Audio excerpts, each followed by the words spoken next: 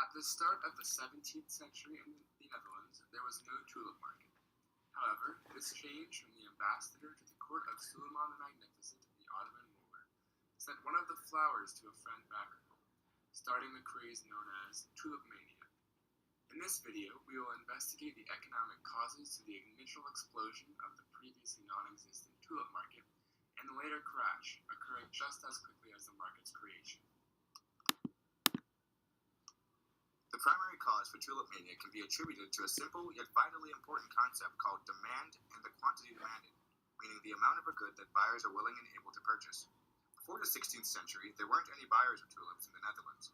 One of the main explanations for why the market grew as it did and demand curve shifted this way is that people's tastes changed.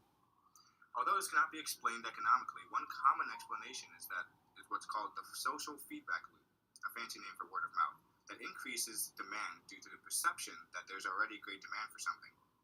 When a tulip market did not exist for the Dutch, there was no taste for it, but that quickly changed as the flower came to the country. As people's tastes changed, more buyers were created.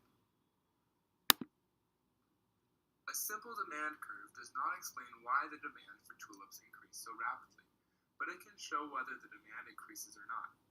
The red line shows an increase in demand, as the whole curve moves outward, meaning any change that increases the quantity demanded at any price. This begins with an increase in the number of buyers. The shift of the demand curve is also reflected on the equilibrium graph. Equilibrium is a situation in which the market price has reached the level at which quantity supplied equals quantity demanded. At first, the equilibrium price, P on the graph, and meaning the price that balances quantity supplied and quantity demanded, was the intersection between the demand curve, D on the graph, and the supply curve, S on the graph. As the demand curve moved outwards, D1 on the graph, the equilibrium price increases with it, moving upward on the supply curve, as you can see as well. However, not only was there a shift in the demand curve, but there was also an increase in the quantity supplied, which is the amount of a good that sellers are willing and able to sell. Similarly to the demand curve, an increase in the quantity supply is shown as a shift to the right in the supply curve. As more tulip brokerages are created and more tulips are imported to keep up with the increase in demand, the overall quantity supplied increases, which is shown as a shift right from curve S to curve S1 on the graph. Just as the increase in demand affected the equilibrium, the increase in supply does as well.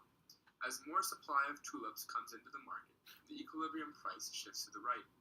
Looking at an increase in supply and an increase in demand on the same graph, the equilibrium price rises to keep up with the increase in demand.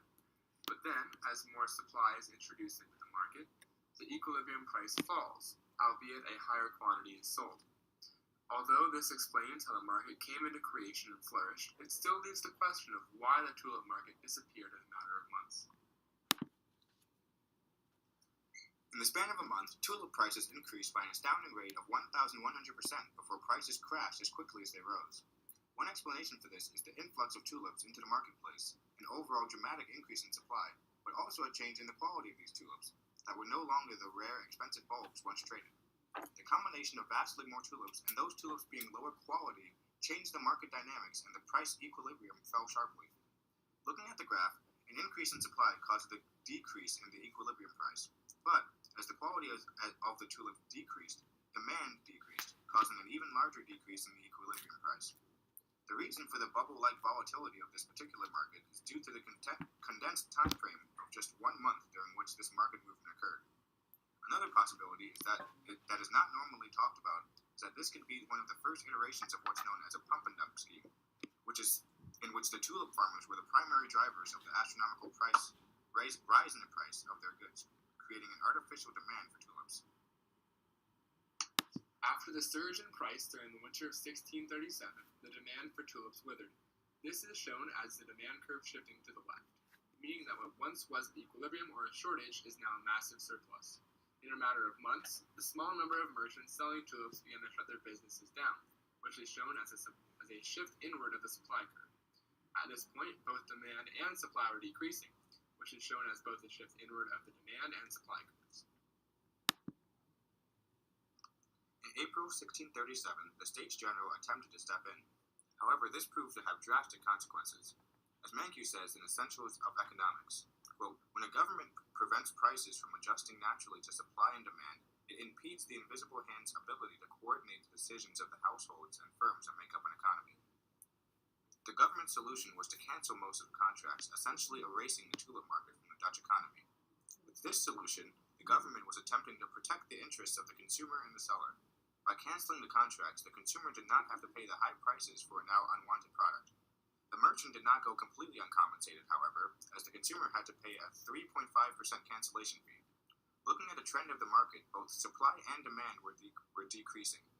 By the looks of things, the invisible hand of the free market would have led to a similar outcome of the failure of the tulip market.